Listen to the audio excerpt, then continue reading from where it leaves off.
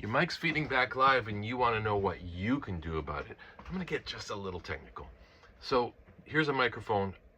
Without getting too deep, the sound going in the front interacts with the sound going from the back. And when you cup the microphone, it changes that characteristic. In what way?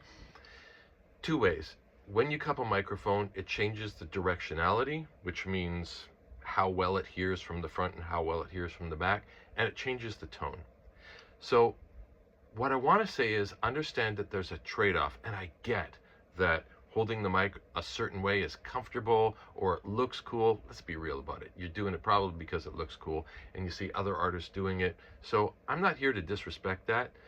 When an artist says, well, the last guy dealt with it, well, that's true. We have really good ways of dealing with it.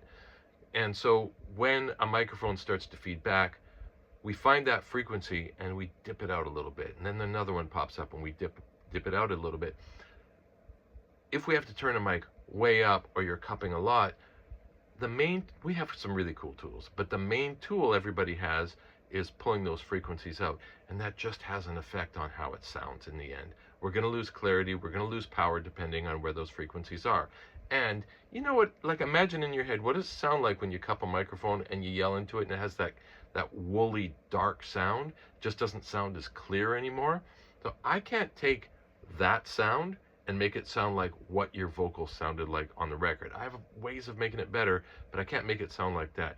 So I just want you to contemplate that when you're handling a microphone a certain way, it changes the tone and it becomes more susceptible to feedback if you cup it. And you might be willing to make that trade-off, but I want you to consider your audience, not me, and what are you giving them in terms of clarity and power and delivery that's serving the feeling and the experience that they get.